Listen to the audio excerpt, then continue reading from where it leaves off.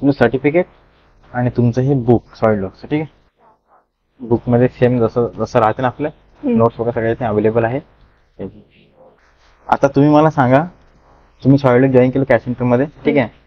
तर शिकताना तुमचा एक्सपिरियन्स कसा होता कॅट सेंटरचा? सर शिकताना तर सगळं चांगलं होतं.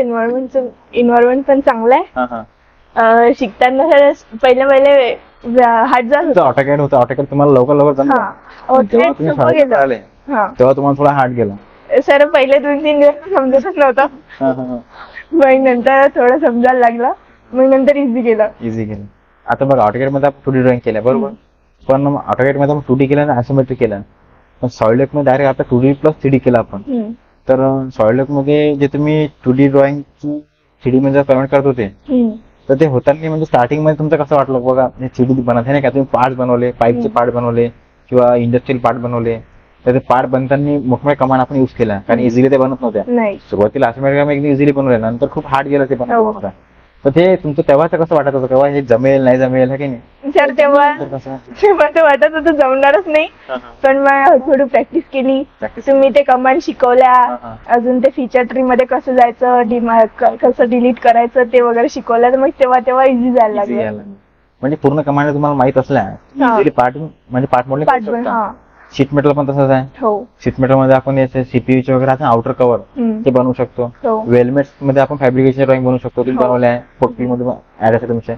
नंतर पायपिंगचं पण केलं. पायपिंग तुम्हाला कंटिन्यूस केलं म्हणा ते एंड पर्यंत, पण ते झालं समजा.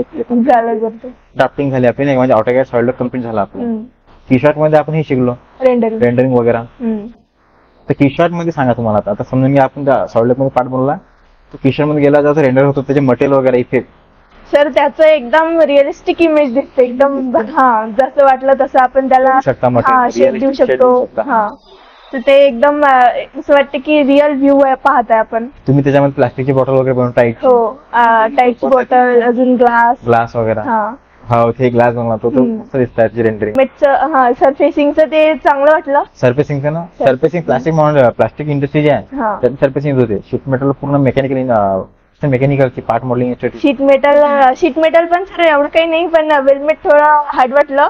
वेलमेट हार्ड आहे थोडं, म्हणजे ते थोडंसं समजायला नाही का, पण आहे सोबत.